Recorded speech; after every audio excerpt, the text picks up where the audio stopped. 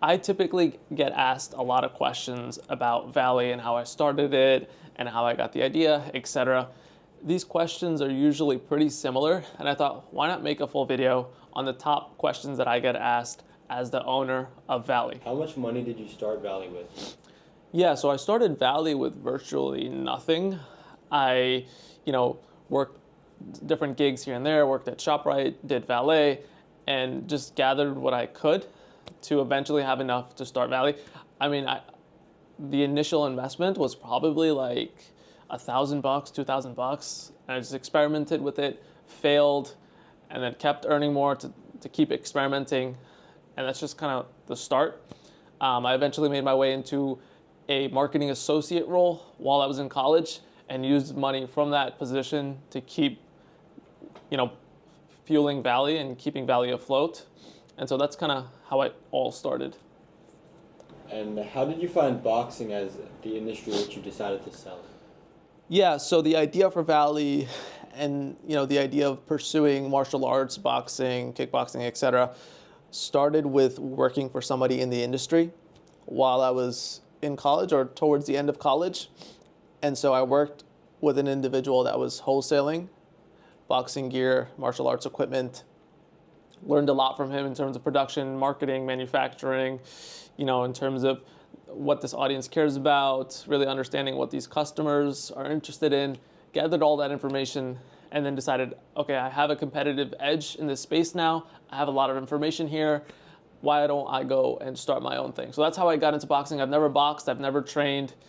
It really all started with having experience in the business. And what made you choose e-commerce over other business models like a service-based business? Yeah, I always had a knack for, you know, goods and exchanging goods and selling goods. I like merchantry. I always had an interest in that. It just excited me. Service-based businesses for me just, I don't know. I felt like to start one, you had to be the service yourself in the beginning, and I just wasn't interested in working for other people. I wanted to have a place where I could be my own boss, where I didn't have to answer to anybody, and e-commerce allowed me to do that. And why have you not chose to seek private funding for Valley? And how has that decision shaped the growth and direction of your company? Yeah, so I own 100% of Valley. I don't have any loans, and I've gotten to the point of $500,000 in revenue without any outside funding, right? And when you're at this point, you need a good amount of capital to keep things going. You need a good amount of capital to keep growing, and getting inventory isn't cheap, right? So, and unlike service-based businesses, you need capital, otherwise you cannot continue to operate. I was able to gather that by working full-time jobs alongside the business and gather what I needed. And for me, I could take outside investment, but the whole reason why I do business is to have freedom, is to have the freedom to make decisions, the freedom to pursue certain campaigns, the freedom to take the business in the directions that I want to take it to, and the freedom to have control over my time. So that's the whole reason why I do business. And by allowing outside investment, taking on loans, I'm just gonna create unnecessary pressure. I'm giving away that freedom. And at that point, it's just, I wouldn't be interested in doing business altogether. What was the biggest struggle you faced growing Valley in the early days? Yeah. The hardest thing about growing Valley in the early days, I think, was like nobody really supports you in the beginning. Nobody really sees the vision that you do. And it's just the loneliness. Like in the beginning, you're very, very lonely. It's just you, and you're the only person that believes in this idea. And you have to be incredibly self-obsessed or incredibly obsessed with the idea that you have, and you have to be very confident in your abilities to persevere and eventually get to the point where I'm at now, where everybody wants to support you because the success is evident. And has there been any specific techniques you have used in trying to scale Valley? Yeah, so specific techniques, I wouldn't say there's any particular technique that's worked exceptionally well or any technique that I could attribute all the success to, but I think, being like those intangible traits have really helped me in terms of like I'm not externally driven. I do this for myself. I don't do this to impress others. I, you know, I'm able to be disciplined. I I don't get discouraged easily. All these like characteristics about me have really helped me.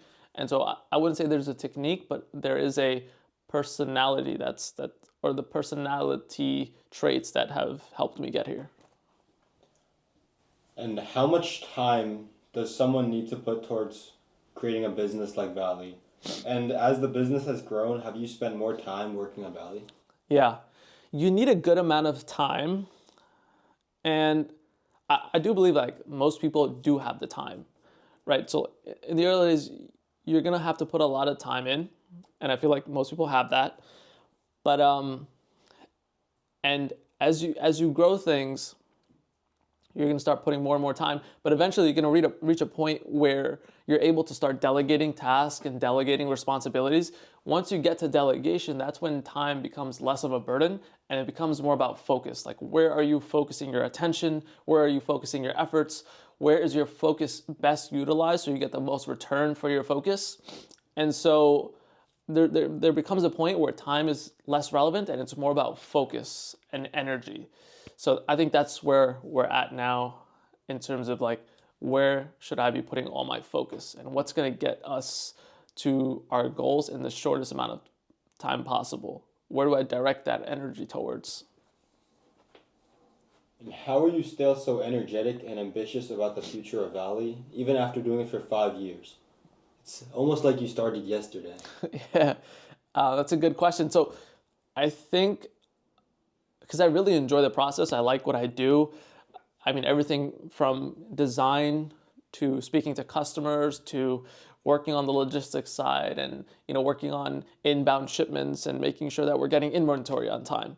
Like every single bit about Valley, I really, really enjoy doing. And so I think that's why I show up with energy every single day.